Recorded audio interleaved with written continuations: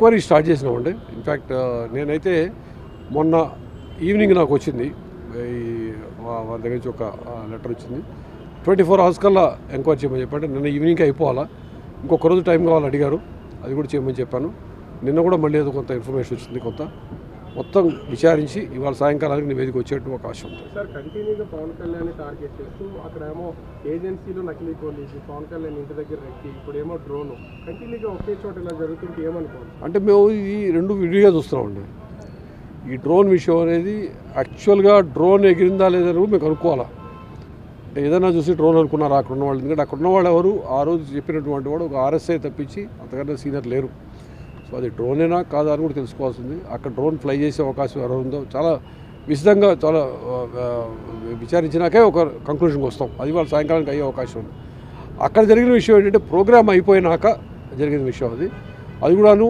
Programme అయిపోయాక plaque దగ్గర పోయి, ఇప్పుడు ప్రోగ్రామ్ అయిపోయాక కూడా పోయి నిలబడ్డాడు అనుకోండి, ఏం చేస్తుంది దానికి? ఓ పిచ్చోడు నిలబడచ్చు, మంచోడు నిలబడచ్చు, దొంగ నిలబడచ్చు. అట్లా ఏదైనా జరగడం తప్పించి ఎందుకు జరిగింది అని చూస్తున్నాం.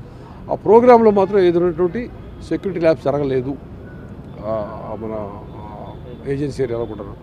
ఏది అయినప్పటికీ ప్రతి చిన్నదాన్ని, ప్రతి విషయాన్ని మేము చాలా సీరియస్గా తీసుకుంటాం, అన్ని విచారణ చేయడం జరుగుతుంది. డిప్యూటీ సీఎం విషయంలో సోషల్ మీడియాలో వార్ జరుగుతుంది, నారా లోకేష్ వర్సెస్ పవన్ కళ్యాణ్.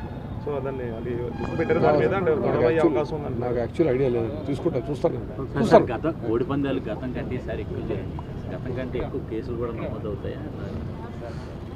ఈసారి ఎక్కువ జరిగిందా అని నాకు ఎగ్జాక్ట్గా లాస్ట్ టైం ఎక్కువ తెలియదు. కేసులు చాలా పెట్టాం, ముందు నుంచి కేసులు పెడతా ఉన్నాం. ఎందుకంటే ఇది హైకోర్టు మానిటర్ చేస్తున్నటువంటి యాక్టివిటీ.